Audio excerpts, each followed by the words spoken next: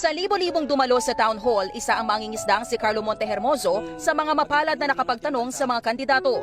Ano po ba ang pwede niyong gawin para sa aming mangingisda upang matulungan kami na hindi itaboy ng Chinese Coast Guard at para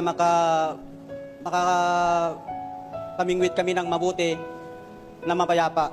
Nangibabaw ang sagot noon ni dating Davao City Mayor at ngayon Pangulong Rodrigo Duterte. Pupunta ako sa China. Ngayon, pag ayaw nila, then I will ask the Navy to bring me to the nearest boundary dyan sa Spratly, Scarborough. Bababa ako, sasakay ako ng jet ski, dala-dala ko yung flag ng Pilipino at pupunta ako doon sa airport nila, tapos itanim ko. Then I would say, this is ours. Pero nitong Lunes, inihayag ni Duterte na biro lang ang kanyang sagot sa seryosong isyu ng West Philippine Sea. Hoy, con esto, Barbado,